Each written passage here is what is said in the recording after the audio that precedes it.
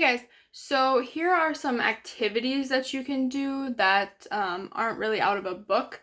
If you have some of these popsicle sticks, you can use these. If you don't have these, you can use colored pencils, erasers.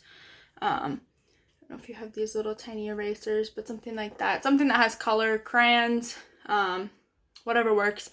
And you can use, so in her book, they have it color-coded by note. So C's are green, so you can have a green stick or something green, and you can ask her to put them on all the C's on the piano. So you can put them on middle C, that type of thing, and just kind of quiz her and work on navigating the notes. So I think she's learned C, D, and E so far.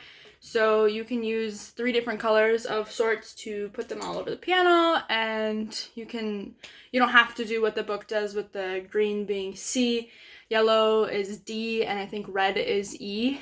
You don't have to do that. You can just say put the blue thing on E, like whatever works, but just something to get her kind of familiar. A lot of times in lessons I would be like, can you count how many C's are on the piano? And then she would have to go through and count how many there are. You can do that. Just something to get her navigating the piano a little bit. So that's one big thing. And then also, I have a worksheet. I will send it as a PDF. It's called Digging Rhythms. It's a super great tool for practicing rhythms.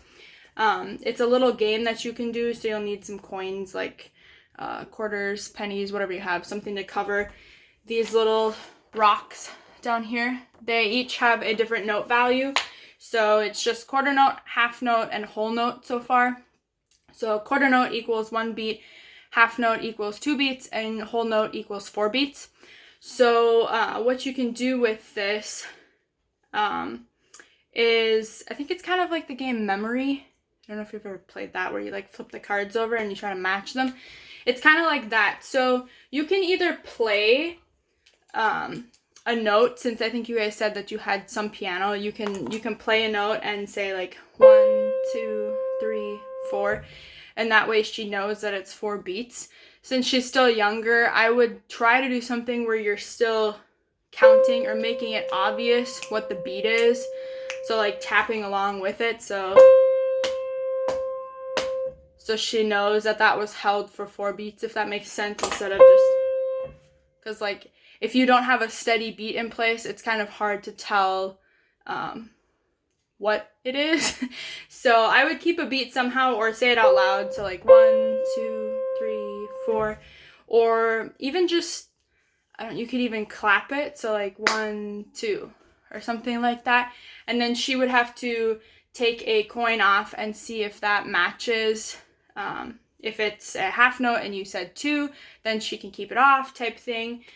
There's directions up in the corner, but it's kind of a fun little thing that gets her going with rhythms. So those are 2 activities outside of the books that you can do. So kind of navigating the piano and the digging rhythms. So it's practicing the notes and trying to find them, and also listening, ear training, rhythm stuff. So that's some activities I would do for this week. I'll send some other videos with some other things that she can also do.